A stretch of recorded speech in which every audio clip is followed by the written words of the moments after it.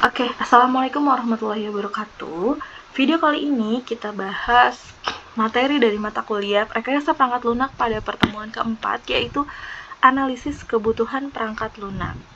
Ya, berikut adalah nama-nama penyusun dari materi pada mata kuliah rekayasa perangkat lunak. Lanjut ke definisi analisis kebutuhan ya. Definisi analisis kebutuhan itu berarti proses mendefinisikan kebutuhan pengguna atau pemangku kepentingan untuk suatu produk atau sistem baru. Jadi kita mau identifikasiin kebutuhan pengguna. Oke, tahapannya itu kan pertama gini ya teman-teman. Pertama itu perencanaan, kedua itu adalah analisis. Dalam siklus pengembangan perangkat lunak itu pasti pertama perencanaan, kedua adalah analisis, ketiga itu perancangan. Nah, kalau kita ibaratkan perencanaan itu kayak gini. Misalnya, teman-teman mau pergi ke puncak. Kita pergi yuk ke puncak satu kelas gitu ya. Itu baru rencana. Tapi kalau udah analisis, sudah lebih rinci lagi. Misalnya, kita ke puncak yuk nanti bulan November misalnya, tanggal sekian. Nanti kira-kira mau pakai ini. Nah, itu udah dalam bentuk analisis. Kalau perancangan itu kayak gimana? Kalau perancangan berarti sudah lebih digambarkan lagi dari analisis. Misal, kita berangkatnya pakai bis waktu dianalisis ya. Terus waktu di perancangan apa? Bis itu nanti duduknya siapa aja di dalam bis. Nah, itu udah masuk ke perancangan. Udah bentuknya udah penggambaran nih si duduk di bis. Terus nanti kita bikin daftar list di sana itu ngapain aja, daftar kegiatannya 1 2 3 4. Terus setelah itu rincian biayanya berapa.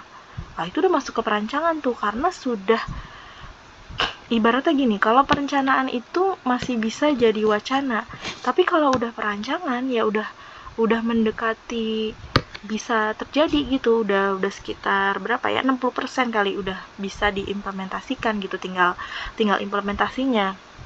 Nah, itu juga kalau kalian pelajari di kebutuhan perangkat lunak itu, analisis itu merupakan posisi kedua atau tahapan kedua yang mana nantinya untuk mendefinisikan apa aja sih yang mau dibutuhin ketika perangkat lunak itu mau dibangun gitu. Jadi kayak tadinya kan kalian waktu saya suruh bikin judul itu tuh baru pertama tuh, berarti kalian baru melakukan tahapan perencanaan. Oke, mau bikin apa nih sistem pakar nih. Nah, berarti di analisis nih nanti apa yang dilakukan? Berarti sistem pakar apa gitu ya. Sistem pakarnya misalnya sistem pakar untuk mendeteksi gejala diabetes gitu ya pada lansia misalnya, atau pada umum misalnya. Nah, misalnya contoh pada lansia dulu deh. Nah, itu terus habis itu nanti berarti yang pakai siapa? Nanti yang pakai itu adalah misalnya mau ditaruh di posbindu. Kan kalau misalnya posyandu kan untuk anak-anak kecil. Nah, posbindu tuh biasanya buat usia lanjut gitu ya. Nah, nanti di posbindu itu yang pakai aplikasinya adalah si kadernya. Jadi nanti user atau para lansia itu mengisi jawaban sesuai yang ada di aplikasi di sistem pakar tersebut buat nanti analisis atau diagnosa. Hasilnya mereka itu punya atau ada indikasi diabetes atau tidak gitu.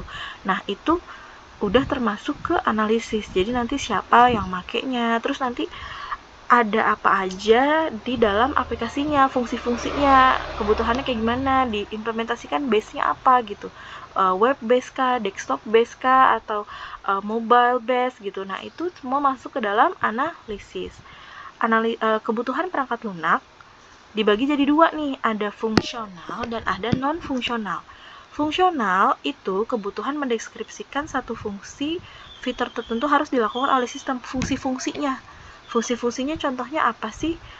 Misal ada button diagnosa gitu ya, kalau tadi pakai diagram itu ada button untuk atau menu atau button atau apa, itu fungsinya itu kita tentuin dulu. Ada menu misalnya ngisi data, itu masuk ke dalam fungsional. Nah, kalau non-fungsional, misalnya ketika waktu memproses menyimpan data itu berapa lama sih gitu. Kalau misalnya nyimpen data aja sampai 1 menit 2 menit, nah berarti itu kan non fungsionalnya atau secara sistem bekerjanya itu berarti tidak efisien gitu. Nah, secara keamanan, kalau keamanan misalnya ketika menyimpan data di sistem itu ada nggak sih si sistem tersebut itu dapat diandalkan nggak, reliable nggak gitu untuk dikatakan si user itu ngerasa aman datanya di situ. Nah, itu masuk ke dalam non fungsional. Jadi kalau fungsional itu fungsi-fungsi atau fitur yang ada di dalam sistem kita list. Kalau non fungsional itu adalah yang berkaitan dengan kinerja dari sistem, ya. Oke, di sini langkah-langkah untuk analisis kebutuhan apa aja nih? Ngumpulin kebutuhannya apa aja, lalu dievaluasi, validasi, dokumentasi, sama tinjauan kebutuhan. Oke, kita bisa dapatnya dari mana? Interaksi langsung, misalnya wawancara, diskusi dengan pemangku kepentingan. Jadi kalau kita wawancara atau diskusi dengan yang mau bikin sistem itu, kalian itu harus ke pemangku kepentingan. Atau misalnya gini, kalian ke yang tadi ya saya bilang ya, ke Posbindu tadi. Nah, Posbindu itu berarti ke siapa? Ke misalnya ketua RW-nya gitu, terus ke kadernya, ke kader Posbindunya, ke orang puskesmasnya. Nah, itu adalah pemangku kepentingan atau nanti yang akan berhubungan langsung dengan si sistem tersebut. Terus bisa juga pakai kuesioner atau survei, observasi, ya. Terus ada observasi melalui workshop atau sesi kolaboratif atau analisis dokumen. Jadi dari dokumen-dokumen yang udah ada dari instansi itu bisa kalian gunakan untuk mengumpulkan kebutuhan. Lalu di sini ada klarifikasi dan memastikan kebutuhan spesifik. Spesifik itu kalian itu sampai serinci mungkin itu lebih bagus ya untuk jadi spesifikasi apa aja sih spesifikasinya dari sistem yang mau kalian buat. Nah, itu harus dijelaskan nih di dalam analisis gitu. Apakah kebutuhan tersebut dapat diverifikasi melalui pengujian atau penilaian, relevan juga atau enggak. Jadi ya harus relevan fitur sama fungsi yang ada gitu ya. Terus prioritas mana yang harus dikembangkan atau diduluin untuk dibuat gitu, fitur-fitur atau fungsi mana sih yang harus ada duluan. Terus proses verifikasi memastikan bahwa kebutuhan yang dikumpulkan itu nantinya selaras dengan tujuan visi dan bisnis. Ini perlu diketahui karena kita membuat sistem informasi itu untuk memudahkan atau untuk mencapai tujuan dari si dari organisasi, tujuan organisasi. Jadi kalau nanti itu tidak mempermudah, ya sebenarnya perangkat lunak tersebut tidak ada gunanya gitu untuk dibuat. Nah, dibuat itu untuk apa gunanya? Gunanya untuk mencapai tujuan dari visi bisnis tersebut.